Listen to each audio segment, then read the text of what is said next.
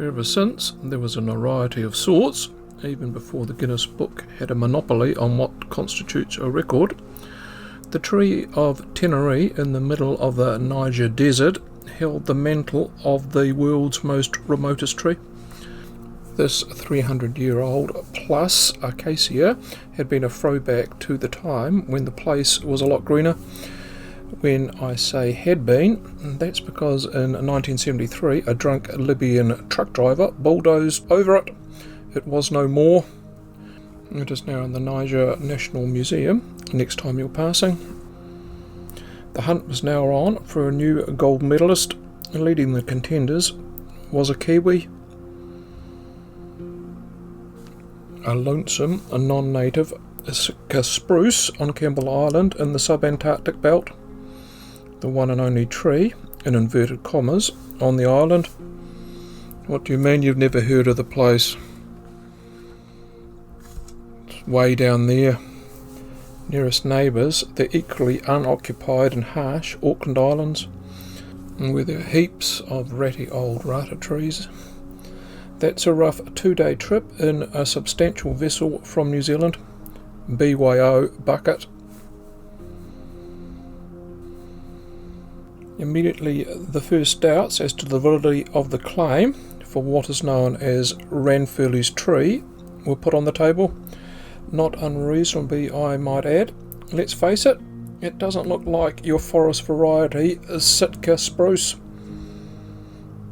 Only it is. It was conclusively identified as one in the 1930s.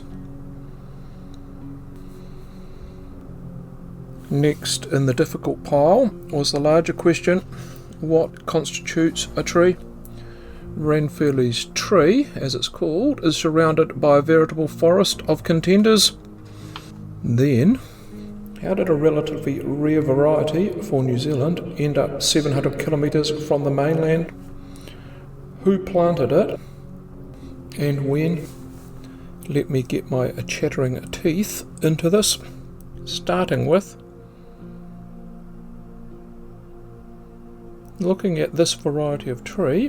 The highly adaptable Sitka Spruce are native to the west coast of North America. Think Oregon and British Columbia. The ones in the forest there regularly reach 80 to 100 metres and live well in excess of 500 years. The oldest one is 924 years and counting. With a growth rate of 1.5 metres a year, they are now forestry favourites throughout Europe and UK. The ones you're looking at are from Ireland. One of their natural attributes, which will become all too obvious shortly, is an ability to grow in extremely wet and poorly drained soils. Another biggie, they have a shallow root system that spreads out laterally, spiderweb style. Asymmetrical is probably the proper term. Developed to counter prevailing winds. By the way, did you spot the bloke poking his head up over the roots on the right?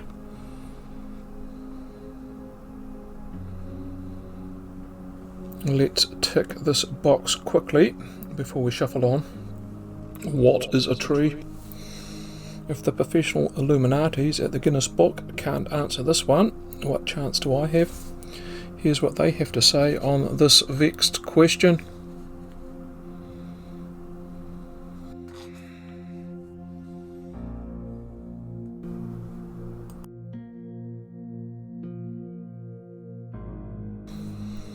Put that in your walrus tusk pipe and puff away. Sorry, as per head office, you lot are shrubberies. Quick reminder where we are talking about on a map here. The island is currently designated as pest-free. No humans, or rats for that matter. It wasn't always that way. There have been 2 major attempts to farm the 11,000 hectares. At one point there were somewhere between 4,000 and 7,000 feral sheep. Then there were the whalers, who used the island as a springboard. Sealers were also working the surrounding seas as early as 1820s. One thing dominates this place: The weather, it's utter crap. Bestial. Expect rain 325 days of the year. Gale force winds 400. Get stranded here, and the word miserable wouldn't be descriptive enough. Many of the structures built on the island were erected for the purpose of providing shelter and food for shipwreck survivors. The others for meteorological or scientific purposes. The Germans went to a great deal of trouble, sending down a team to Terror Cove in 1874 to view the transit of Venus. And during World War II, New Zealanders reciprocated, going to a great deal of trouble, setting up a system of coast watchers on the Aucklands and Campbell to view Germans on the Southern Ocean. Over the years, there's been plenty of human activity. It's only of late it's been uninhabited, when in 1995 the weather station there was automated, leaving nature firmly in control. And the answer for that, on most sites and books, says it was the then New Zealand Governor General Lord Ranfurly, to you, plebeian. I mentioned before the provisioning of remote islands. Well, Mr. Ranfurly was on a long line of New Zealand governors to inspect subantarctic islands as part of the realm. The government still hadn't given up hope. Against hope, vegetable gardens could be established for passing South Pole expeditions to help themselves too. The 40-kilometre island could sustain a forestry industry. In a previous video, which is in line to follow next, I've covered a previous governor's visit to the nearby doomed settlement on the Auckland Islands. Hint, hint, hint. Link below. Moving on.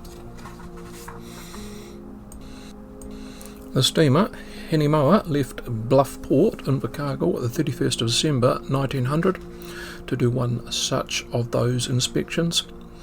Governor and governess on board. After spending time at the Aucklands, next stop Campbell. The Henimoa crew and guests arrived there at 5 in the morning on the 10th of January 1901, visiting first North West Bay and then Perseverance Harbour and lastly North East Harbour.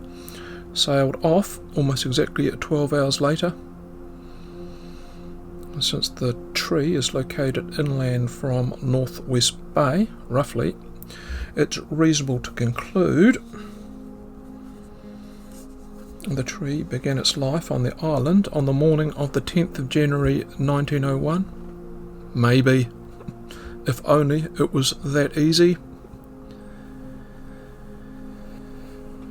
And that's because Ranfurly and his wife didn't just visit the Campbell Islands once.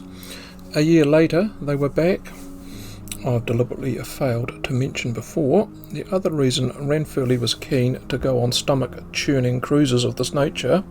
He was a keen ornithologist, bird watcher and killer thereof. He was chasing specimens of rare birds, which he would take notes on, kill and preserve, then send back to England.